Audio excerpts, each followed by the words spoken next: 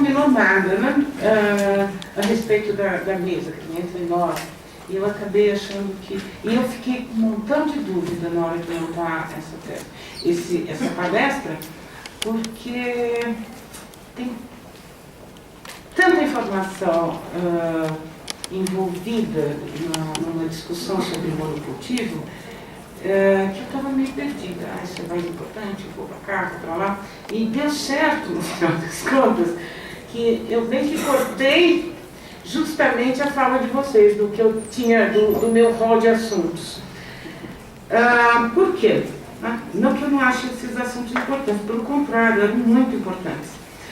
Mas eu entendi que os meninos me convidaram aqui por conta justamente do conhecimento científico relacionado ao solo e da importância disso nessa opção por não agricultura convencional. Eu uso sempre esse nome convencional com muito má vontade, mas é só uma forma da gente sintonizar. Convencional para quem, né?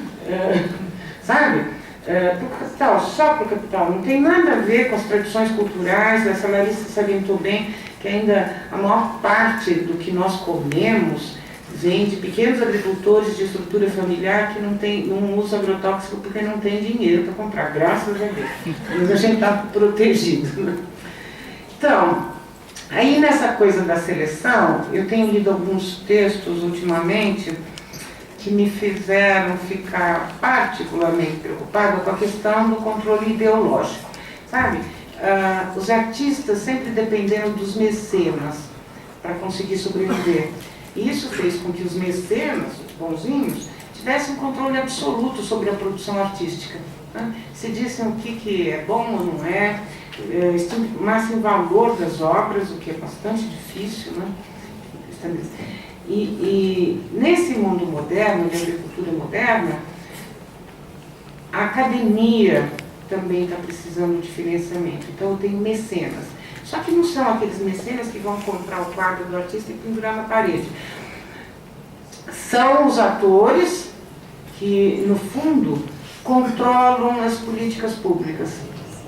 Sempre com a desculpa de gerar emprego, de segurança alimentar e tudo mais. O Marcuse, já na década de 70, dizia que a utopia não era o socialismo, era o capitalismo. Primeiro inventando uma lei natural de mercado, que é um absurdo, mas que a sociedade tem engolido, né? Depois considerando que todas as pessoas num sistema capitalista têm oportunidades iguais. A palestra do professor que me antecedeu já deixa bem claro que nunca funcionou assim, direitos iguais ao desenvolvimento e ao bem-estar social. Então, para fugir um pouco dessa ideologia que entra lá abaixo da gente, a gente não tem defesa, não tem anticorpo contra isso. No dia a dia a gente está sendo induzido a escolher o tomate maior, mais bonito. Eu me lembro que é um grande problema meu na adolescência quando introduziram o Kaki Fuji, que era o símbolo da modernidade que os japoneses estavam trazendo ao Brasil, um kaki duro, enorme, sem gosto. E o Kaki Taubaté, que eu gosto, sumiu do mercado. Não me consultaram o que eu achava disso. Né? O Kaki Fuji melhorou de lá para cá, nesses últimos 30 anos. Hoje ele tem docinho, ele é suculento, mas tem muito agrotóxico também. Então, a minha proposta hoje é tentar ver como é que a gente lida com os dados objetivos e limpa um pouco essa nuvem de coisas que estão impingindo para a gente. Num momento muito importante, um momento em que o Marcuse dizia que o grande mérito, não sei se você pode chamar de mérito, do capitalismo, é conseguir se apropriar de qualquer movimento da sociedade para ganhar dinheiro. Então, ele cita o movimento hippie, que acabou virando num comércio de roupas, imitando o batik indiano e pulseirinhas, etc. Mas A gente está vivendo isso no dia a dia. A gente foi induzido a achar que a soja ia salvar o país. Ou antes foi a cana, antes foi o café. Mas a gente está sempre empurrado nessa história. Hoje, essa pegada ecológica está crescendo.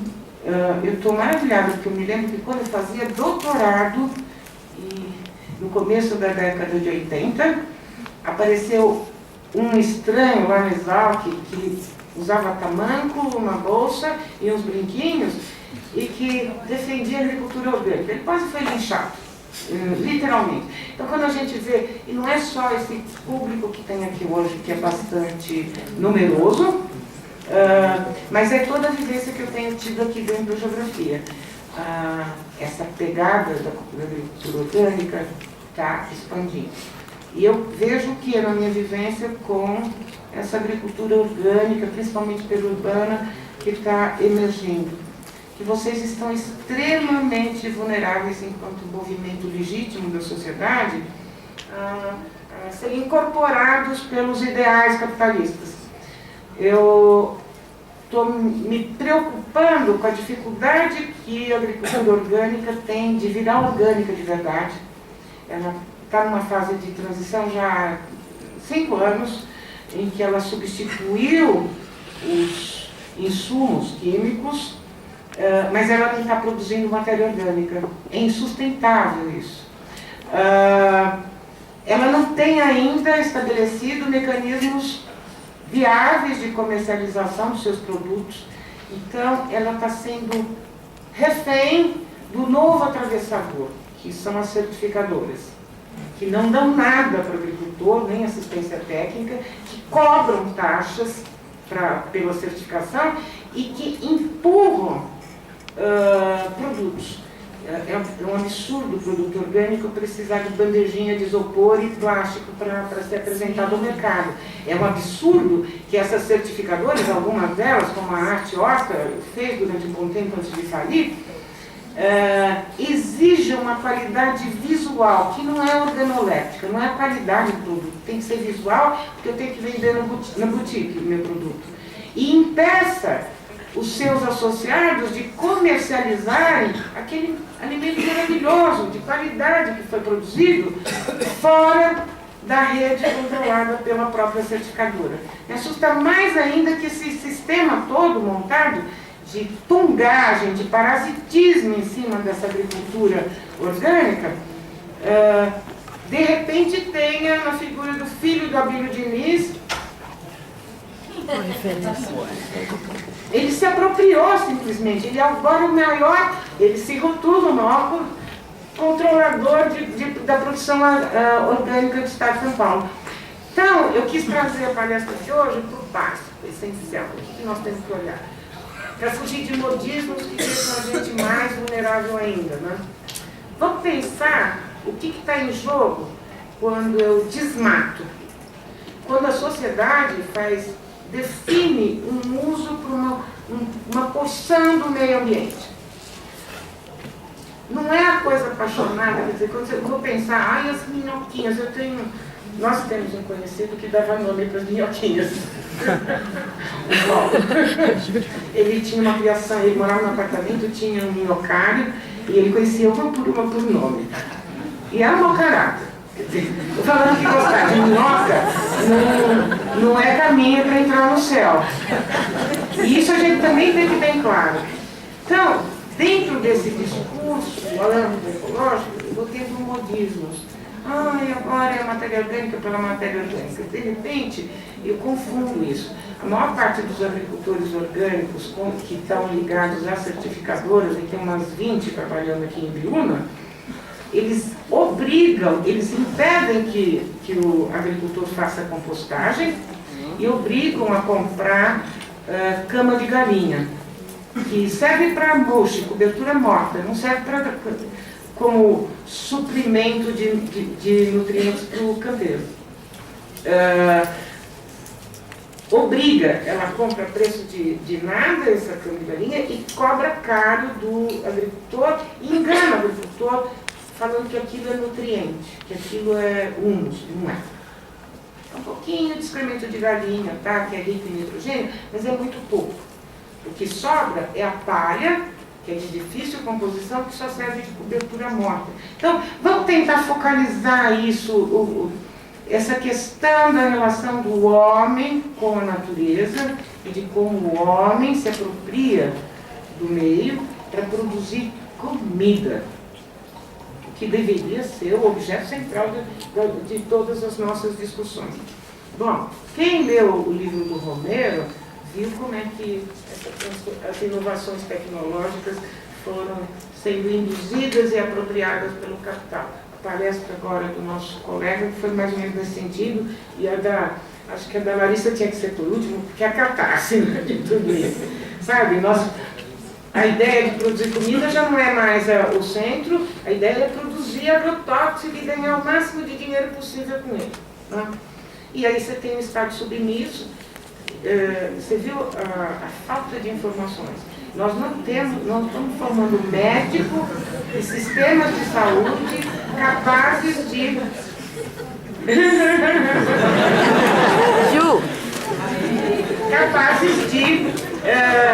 avaliar o impacto disso tudo que faz esse lixo que está sendo jogado na mesa da gente sobre a saúde. Só tem um hospital de envenenamento aqui em São Paulo, na capital, no interior nada. O pessoal continua morrendo no interior, nas áreas agrícolas, de nó nas tripas. Vocês não sabem o que é isso, vocês estão muito novos.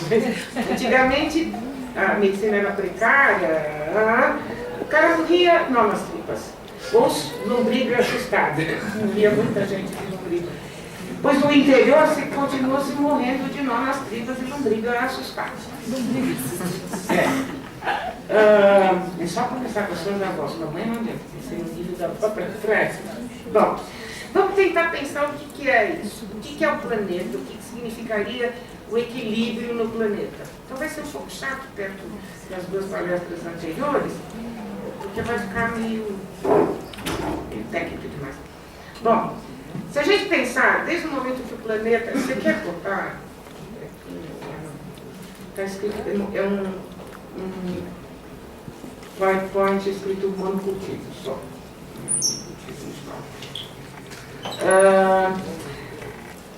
Desde que aquela massa incandescente se despregou do Sol, que é o planeta, que acabou virando o planeta Terra, ele foi sofrendo um processo de entropia acelerada. O que é entropia? Perda de energia, dissipação. Aquele calor daquela máquina toda estava se transferindo por espaço outra vez, esse material estava se resfriando. Num certo ponto, resfriou tanto que os átomos, vocês sabem, né? Átomo fica excitadíssimo com calor. Então, assim, você teria toda uma cor, música todo mundo agitado. Aí eles não conseguiam, como você teria, não conseguiam, na verdade, se aproximar um do outro. Num certo momento, a uma certa temperatura, eles começaram a chegar, começou a tocar música mais romântica, eles se aproximaram. E aí começam a ter interações químicas. E essas interações químicas passam a armazenar como energia química uma parte da energia que ia ser dissipada. Tá?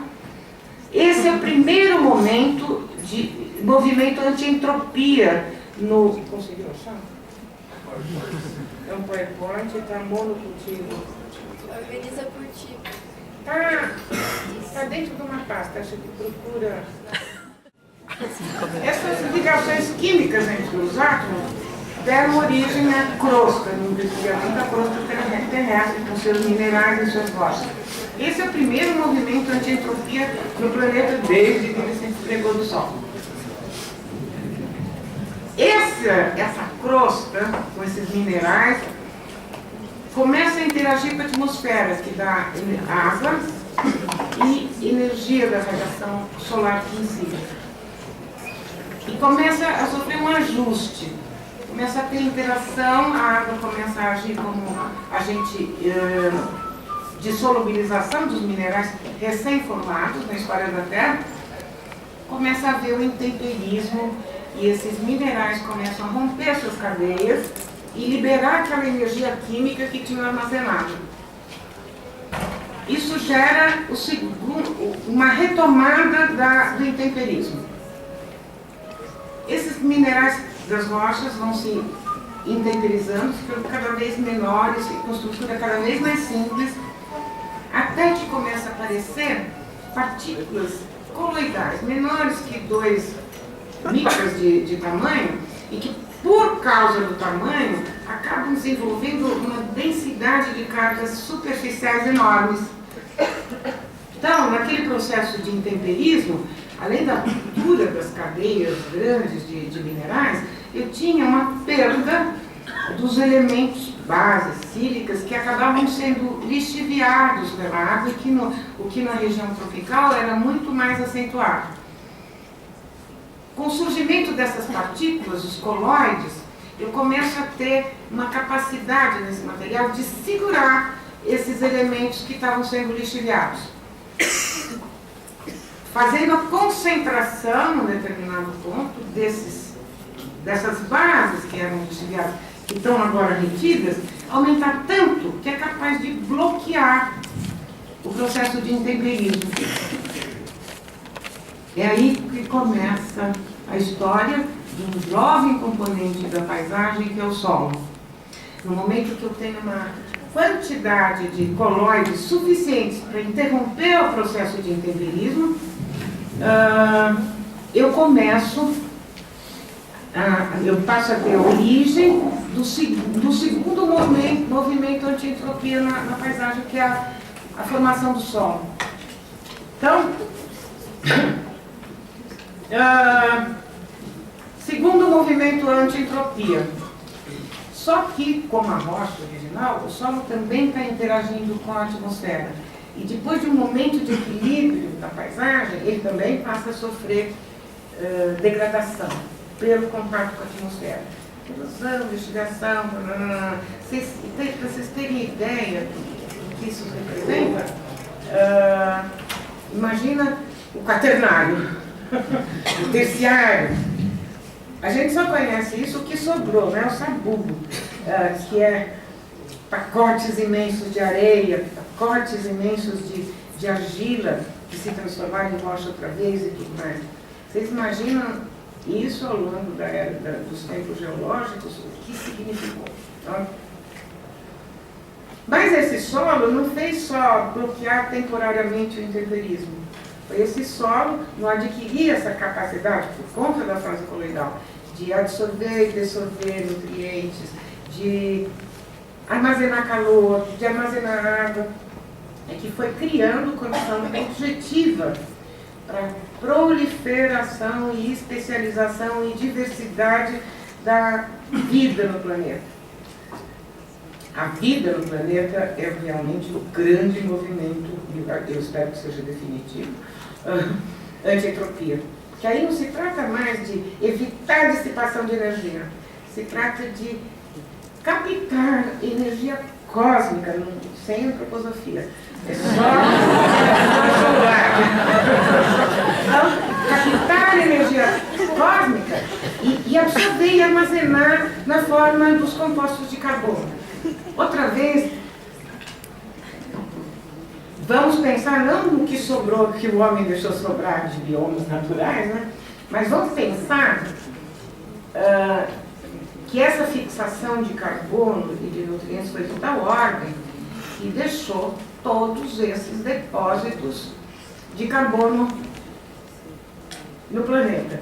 Então, todos os combustíveis fósseis, todo o calcário, seja dolomítico ou calcítico, os grandes depósitos de calcário, as rochas fosfáticas, tudo isso foi produzido pelos biomas que viveram nos momentos dados em função dos climas e tudo mais. É uma grande obra.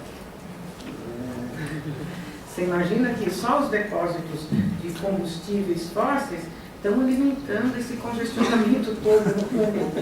A gente reclama aqui, minha perna foi para a Índia e diz que é insuportável também. No mundo inteiro a gente tem congestionamentos mais ou menos saudáveis, mas você imagina a quantidade de petróleo, de combustível fóssil que a gente vem consumindo no último século. A mesma coisa vale para calcário. Eu tenho chamado a atenção que essa história de sequestro de carbono, de combustível limpo, o discurso para a produção do agrocombustível, nunca leva em conta a questão do calcário. Calcário é carbonato de cálcio. Devia ser usado com muito zelo, com muito cuidado, porque a vegetação levou anos e anos e anos, séculos e séculos, milênios e milênios, para acumular esses depósitos. E agora o calcário é usado para tudo, até para pinga eles estão usando. Porque é isso ou soda. Pinga vagabunda, eles acertam o pH com soda cáustica. Isso é melhor calcário. Tá? Mas você imaginar, a cana de açúcar usa o vinhoto não porque queira ser ecológica, não, ela usa o vinhoto porque ela não quer pagar pelo tratamento do vinhoto. Então, você imagina que em média, que chega, cada litro de álcool a produzir 15 litros de vinhoto, porque as nossas usinas são arcaicas, se fossem modernas conseguiriam reduzir isso para 8, mas eles também não querem gastar dinheiro em modernização. Então, o problema do vinhoto é que ele é riquíssimo em cálcio, em potássio. Então, jogado abundantemente, porque eles estão só querendo se livrar daquele volume imenso de resíduo, esse potássio vai ser como briga de danceteria, né? Chega uma gangue maior, ganha. O potássio, apesar de ser monovalente e de ter uma atividade menor aqui do cálcio e magnésio que já estava armazenado no solo, como ele está em maior concentração, ele vai deslocar o cálcio e o magnésio e entra no lugar. O que acontece? O solo está perdendo a estrutura, porque essa concentração de monovalentes no complexo sortivo não dá floculação, não dá cimentação com ferro, nem com matéria orgânica, então desmantela a estrutura. Nós trabalhamos juntas numa área lá de Americana, que teve cultivo de cana por 50 anos. Nós tivemos que, em alguns pontos, abrir trincheira com picareta. Nós temos até 80 centímetros, um solo absolutamente adensado. Não por trator, por esse excesso de potássio. O assentamento Milton Santos, na área americana. Não, consigo.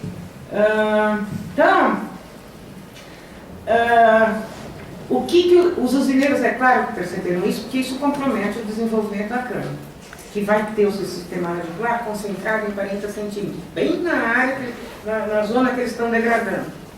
Porque lá em Americana a gente já está com um clima de semiárido, porque o solo adensado não deixa entrar a chuva, a água da chuva, você tem escoamento superficial, lá não tem erosão em sulco, mas você tem erosão laminar violenta. Tem trechos que já tinham sido mapeados antes e que a gente constatou uma perda nos últimos anos de 1,5 metro pelo menos de solo, por erosão laminar. Tá?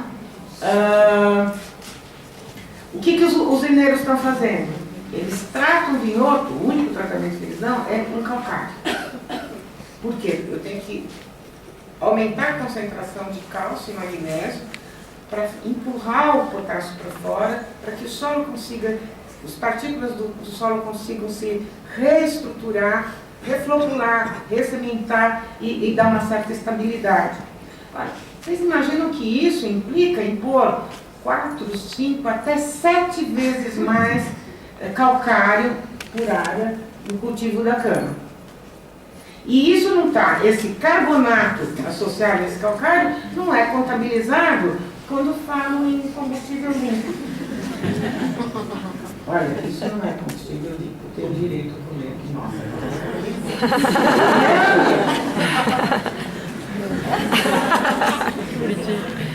Bom, então, vamos parar um pouquinho para pensar. Muito bom.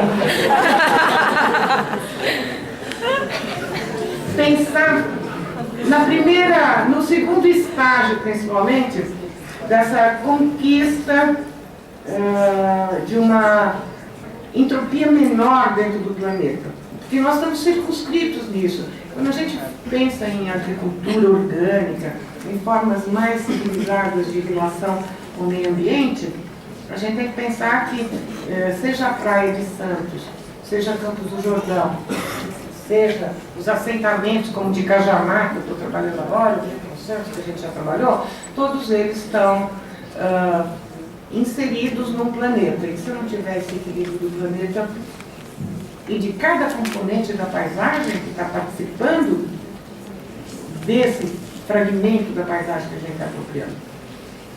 Eu gosto muito da definição do Bido. A pedologia não prima por uma base conceitual muito importante.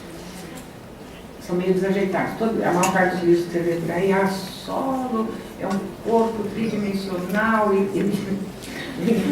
organizado em camadas. Eu costumo vir nessa primeira aula uma roupa listada, falei, encaixada, sou tridimensional, algumas épocas mais tridimensional do que outras. E não me sinto só. Eu gosto dessa definição do Biddle, que não é muito comum na pedologia, apesar dele ser pedólogo, e que ele formulou em 1965, já dá para o pessoal ter assumido primeiro, né? Essa definição dele, que o solo pode ser visto como um sistema simples, aberto, que exibe uma pseudo-homeostase, que significa equilíbrio dinâmico, e uma estrutura elaborada pelo movimento de expansão e contração das argilas, os tais dos coloides, interagindo com outros coloides que são orgânicos ou polímeros de ferro. Complexo coloidal, aquelas partículas menores que 2 micras, que inclui matéria orgânica, argila no sentido estrito da palavra, que são íons filos silicados, e os polímeros de ferro. Esses coloides vão interagir entre si e com o que a gente chama de esqueleto do solo, que são as areias, que é a parte grosseira, e o silt, que não tem cargas superficiais expressivas. E é isso que vai definir a origem do solo. É curioso você pensar que a pedologia que começa a partir do fim do século XIX com o Dokuchaev, e que valorizou muito a morfologia na caracterização das unidades do solo, de repente passa a não falar mais de morfologia. Porque o primeiro grande impulso aí nesse processo de inserção da agricultura no sistema capitalista foi justamente a mecanização, a substituição da mão de obra pela mecanização. Isso nasceu junto com a questão da adubação. A própria adubação estava vinculada ao processo de mecanização, otimizar, não? Então, a pedologia cada vez fala menos da estrutura, que é fundamental, porque é a estrutura que define a geometria dos espaços vazios e que vai definir as trocas líquidas e gasosas que vão não só dar sustentação a organismos superiores, árvores, arbustos, mas principalmente a atividade microbiana dentro do solo. Não?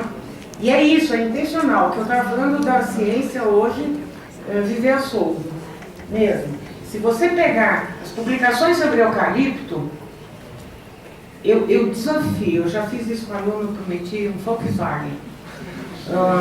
Se achasse uma que falasse mal do eucalipto. Por quê? Porque elas são financiadas, as pesquisas, pela indústria de papel. Como eu falei agora há pouco da cana, as pesquisas são financiadas pelos usineiros ou por agências de fomento a mando de usineiros. Então, a cana, hoje os usineiros são todos ecológicos, fazem agricultura orgânica, porque eles jogam vinhoto, eles não contam que o vinhoto chega no campo a 80 graus, qualquer vida lá dentro já tinha ido para o brejo, que não é mais composto orgânico, é cinza líquida. Não? E que eles fazem isso só para se livrar de ter que tratar esse vinhoto que eles deviam fazer, na minha opinião. porque além de ser cinza líquida, de ter excesso de potássio, tem todos os restos de metais pesados das dornas e tudo mais, e os restos de agrotóxicos, naquilo que eles estão espalhando para a natureza, além de tudo. Bom, esse sistema solo passa a exercer uma função determinante na dinâmica evolutiva da paisagem, uma vez que passa a regular fluxo de energia e matéria, então criando as condições objetivas para o desenvolvimento do bioma. Relação, vegetação, vocês conseguem ver isso? Radiação solar, relação solo e vegetação nos biomas. Essa é outra questão importante que está em jogo na análise que a gente vai fazer do papel do monocultivo. Se a gente pensar na floresta amazônica, das florestas tropicais em geral, essa é uma grande qualidade do meio tropical, tem mais energia circulante. Na região entre trópicos, a radiação chega mais a radiação solar, cósmica, chega mais perpendicular na superfície, o que significa que a energia líquida que chega na superfície é maior. Quanto mais inclinado o ângulo da radiação, a menor a energia incidente efetiva, porque você tem que multiplicar pelo cosseno do ângulo. Então, na região tropical você tem muito mais energia. Os biomas se adaptaram a isso. Eu tenho muito mais carbono fixado por esses biomas naturais porque eles têm mais energia. E eu tenho maior diversidade, tenho maior porte, tenho maior concentração de energia e de carbono. É claro que isso não se dá de graça. Não é só carbono. A planta vai precisar de bases, de cátions, de oxiânios como nitrogênio, enxofre, fosfato, para formar matéria orgânica específica. Mas esse sistema solo-planta vai progressivamente criando esses fluxos e assegurando esse crescimento. Então, eu diria que esse ciclo não está só em equilíbrio dinâmico, ele é um ciclo virtuoso, um ciclo natural. Mesmo se a gente considerar, no caso, por exemplo, da caatinga do cerrado, a gente fala, nossa, que vegetação pobre. Ela é pobre, mas ela foi empobrecendo junto com o solo, ao longo de muito, muito tempo, num clima em que eu tinha muita energia e muita água. Né? Como a estação chuvosa nos trópicos coincide com a estação seca, quente, você potencializa a ação da água no intemperismo tanto da rocha quanto na degradação do solo. Mais favorece as plantas. Então, você cria um ciclo vicioso aí em que a diversidade que vai se criando das espécies no bioma vai assegurando uma economia geral. Parece uma fauna que vive a partir dessa vegetação que se estabelece, essa fauna vai dar o seu pedacinho de contribuição. Ela vai comer aquilo e vai conseguir concentrar aquilo que estava faltando no meio, que era justamente os oxiânios, fósforo, enxofre, nitrogênio. Ela vai começar a produzir, fixar e concentrar. Então, quando ela defecar em algum ponto da paisagem, ela está dando uma pílula de vitalidade para aquele trecho. Que esse fósforo, nitrogênio e enxofre vão ser aproveitados pelos micro-organismos que estão no solo e conseguem jogar essa contribuição num ciclo de nutrientes que passa por todos esses elementos que eu fui enumerando. Então, quando eu falo de fertilidade do solo, isso acho que tem que ficar bem claro. Eu não posso simplesmente, como a agricultura convencional vem batendo na tecla, desde a promulgação da lei do mínimo do líquido. Pensar em nutrientes individualmente, pensar numa proporção deles para a planta, e que eu posso ceder a planta, doar a planta através de adubos químicos. Eu tenho que pensar como é que esse solo está inserido junto com o bioma na paisagem. Como é que eles funcionam? Fertilidade é a otimização dessas relações dentro desse sistema. Então, como é que o bioma interage com o solo? Aí ficou pequenininho mesmo, né? Rejuvenescendo, melhorando sua constituição, melhorando sua estrutura, fornecendo energia, controlando o clima na interface solo-atmosfera e contingenciando os processos erosivos. Então, vamos pensar num dos fatores. O sistema radicular retira nutrientes das camadas mais profundas que tinham já sido lixiviados das camadas superficiais. Ele consegue trazer esses elementos para o corpo da planta, para a matéria específica, e quando partes dessa planta ou a planta morre, ela acaba devolvendo em superfície esses nutrientes, que vão ser liberados à medida que aquela matéria orgânica for unificada, incorporada ao solo e for servir de fonte de energia para os micro-organismos que estavam no solo. Então, tem trabalho mostrando, por exemplo, que na floresta amazônica, a interceptação de energia pelos vários estratos que compõem a mata faz com que praticamente nada de radiação chegue diretamente à superfície do solo.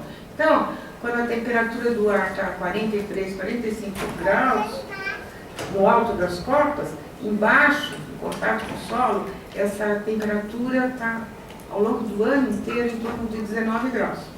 Se a gente pegar esse gráfico, a gente vai ver a curva A é a curva de umificação. A B, de mineralização em meio aeróbio.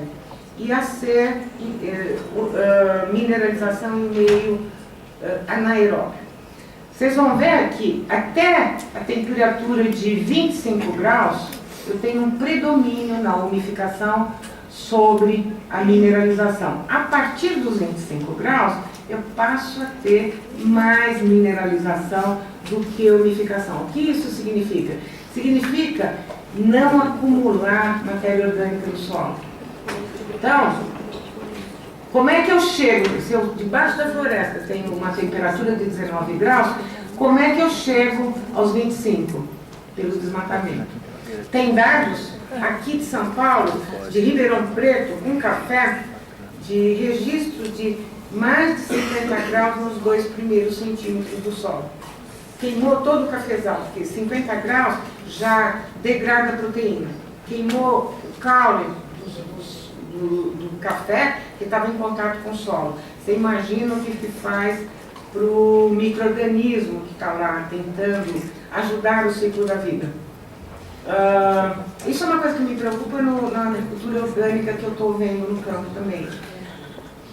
Ela continua com monocultivo, ela continua deixando o solo nu. A temperatura continua muito acima do solo, muito acima dos 25 graus.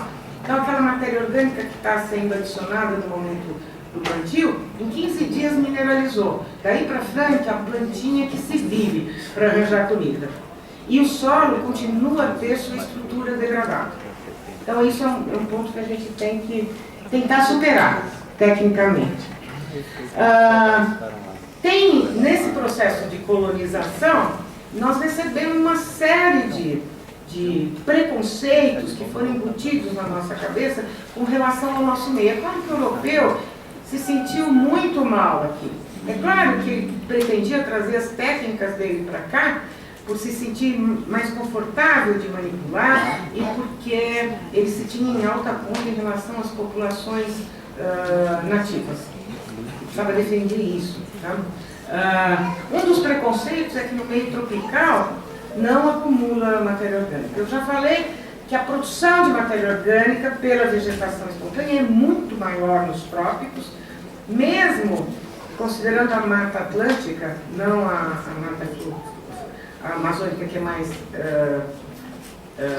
exuberante, mesmo na Mata Atlântica menos exuberante, você tem uma produção de matéria orgânica absolutamente fenomenal. Aqui eu tenho esse exemplo, o gráfico de cima mostra o sequestro de carbono depois do desmate em uma área, primeiro de cima tropical e a de baixo de clima temperado. Vocês percebem que a perda na capacidade de sequestrar carbono na área tropical realmente cai drasticamente pela inclinação da curva em relação do país temperado. Só que mesmo assim, ele continua tendo uma capacidade de sequestro de carbono maior.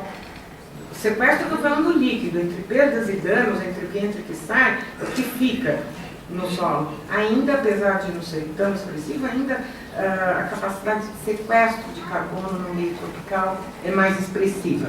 É muito mais expressiva no momento de partida, que vocês veem que eu tenho uma capacidade, quer dizer, a vegetação coloca no solo 11 toneladas de carbono por hectare por ano. Enquanto uma vegetação espontânea no meio tropical, ou no meio temperado, vai colocar só míseras 3 toneladas de carbono por hectare por ano.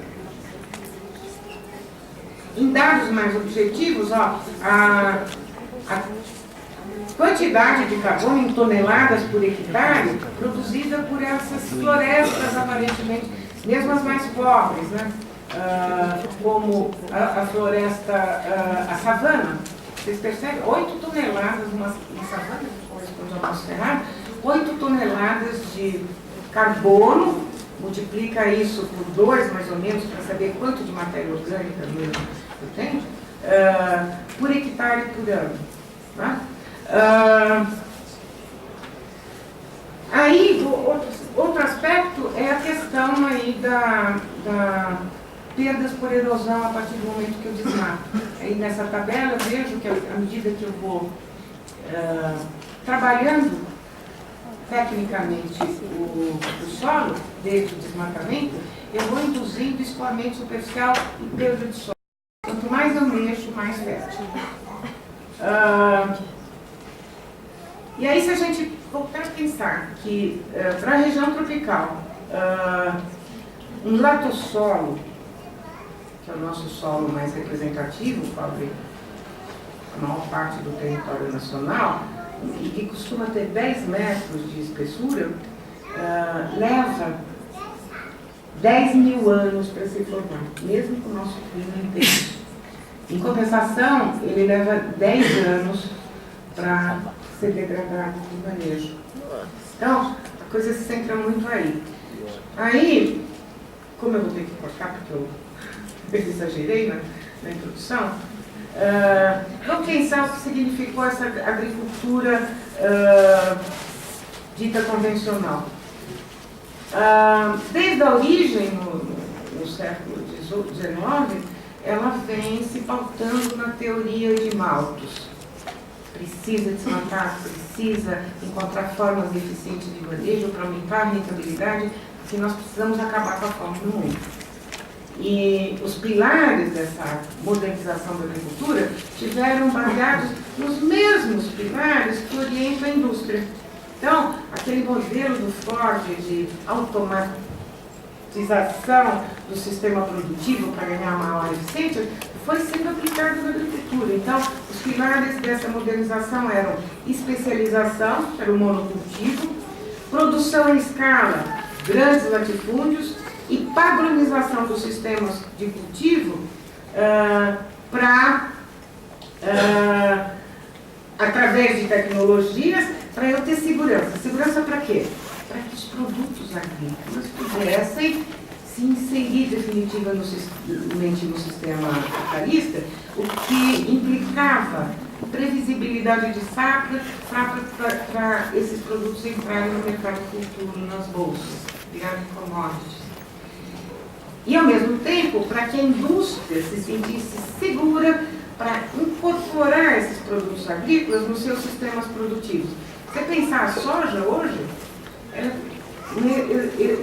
um exemplo absolutamente fantástico dessa incorporação. Ela está em todas as etapas da estrutura da cadeia produtiva da indústria.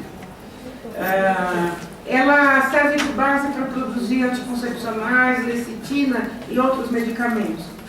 Ela domina a indústria alimentícia. Não tem quase nada industrializado que a gente compre que não tenha lá lecitina de soja no meio. Né? Então, ela é um exemplo de como foi conduzido isso.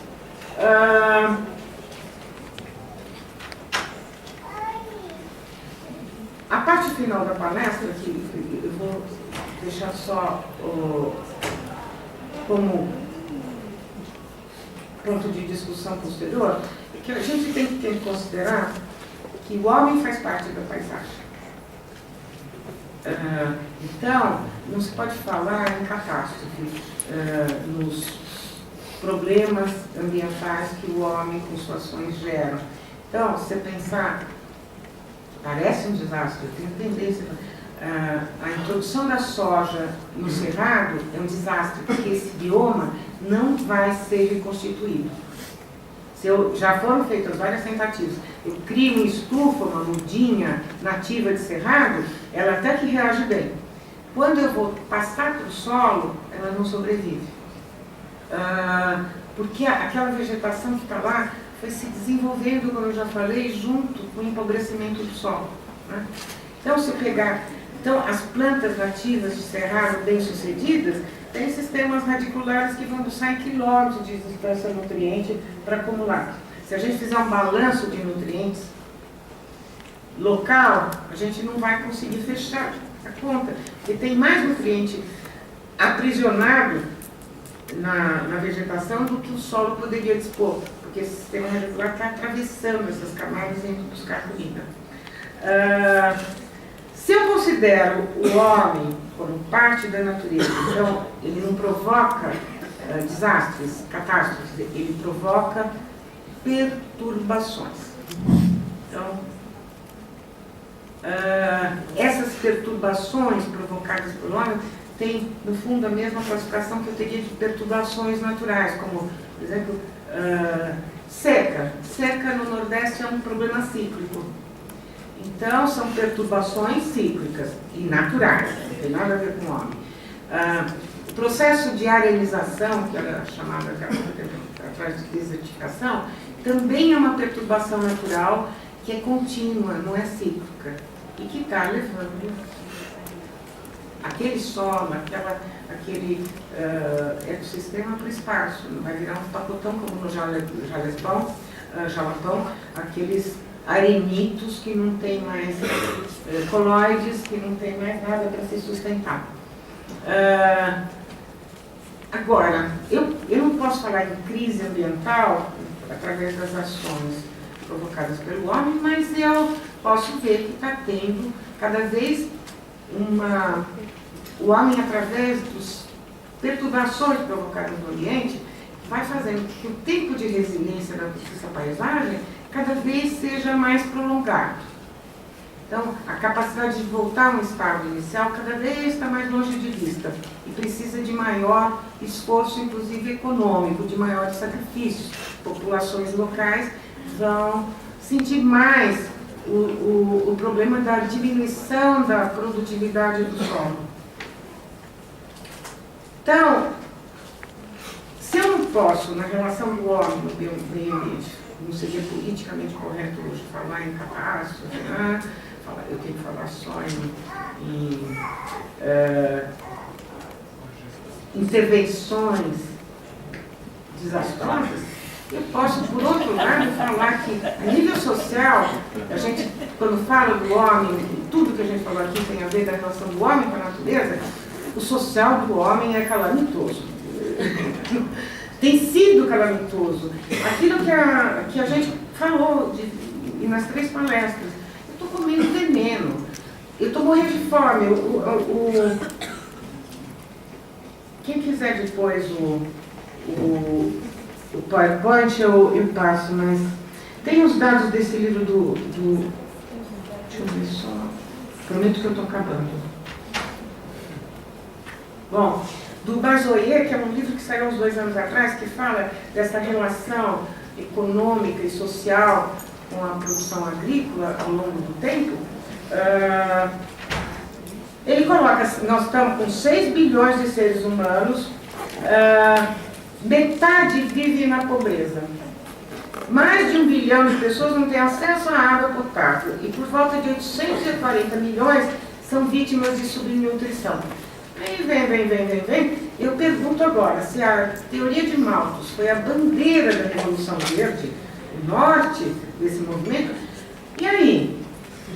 Depois de tudo isso, agora, avançando, porque todo o sistema de apropriação do petróleo está em crise, o capital precisa de outras formas tão rentáveis quanto o petróleo foi nos últimos anos, e o que sobra de imediato para o capital? Biotecnologia. Então, essa Revolução Verde nega a importância da matéria orgânica, da biologia do solo, mas agora ela descobriu um jeito de produzir industrialmente inoculantes, risóbios e tudo mais, que pode ser vendidos a preço razoável para eles. Para finalizar só, vou botar essa coisa, eu acabei de comprar esse livro, eu estou maravilhado com ele, O Código da Natureza, do Morelli, escrito em 1755. Tão deplorável estado da razão que se tornam necessários 1000 esforços, 1000 estratagemas para rasgar a venda que a cega e fazê-la voltar os olhos para os verdadeiros interesses da sociedade. Acho que, de modo bem simples, vamos perguntar quanto é que custa a nossa comida hoje. Ela melhorou de qualidade? Eu acho que esse é o ponto básico de reflexão. Desculpe, eu acabo falando demais em certos momentos e acabei cortando. Mas acho que vocês não perderam nada com o que eu cortei mesmo.